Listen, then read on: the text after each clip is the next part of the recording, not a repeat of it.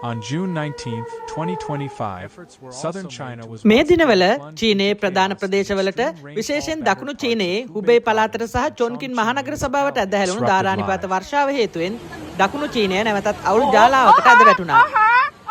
අධික වර්ෂාපතනයේ හේතුවෙන් පුළුල් ගම් වතුරක් ඇති වූ අතර ප්‍රධාන ගංගා පිටාර ගැලීම සහ ව්‍යුහාත්මක හානි වැළැක්වීම සඳහා බලධාරීන්ට වේලි වලින් ජලය බැහැර කිරීමට පවා සිදු වුණා. මුළු ප්‍රජාවන්ම ජලයෙන් යට වී ඇති අතර දහස් ගණනක් පදිංචිකරුවන් අධික අවදානම් කලාප වලින් හදිසියේ ඉවත් කිරීමට කටයුතු කෙරුණා.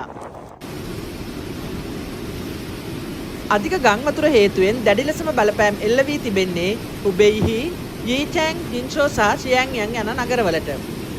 හදිසි සේවා දුර්වල වී ඇති අතර සිරවී සිටින පුරවැසියන් බේරා ගැනීමට සහ අත්‍යවශ්‍ය සැපයුම් ලබා දීමට පැය 24 පුරාම කටයුතු කරනවා.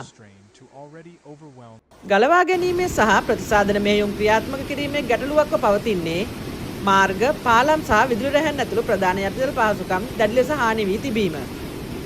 කාලගුණ විද්‍යා බලධාරීන් රතු මට්ටමේ අනතුරු ඇඟවීම් නිකුත් කර ඇති අතර ඉදිරි දිනවලදී අඛණ්ඩව අධික වර්ෂාපතනයක් ඇතිවන බවට පුරෝකථනය කර තිබෙනවා. පළාත් පාලන ආයතන දැඩි අවධානයෙන් සිටින අතර හදිසි ප්‍රතිචාර දැක්වීමේ ප්‍රොටෝකෝල සම්පූර්ණයෙන්ම ක්‍රියාත්මක වනවා.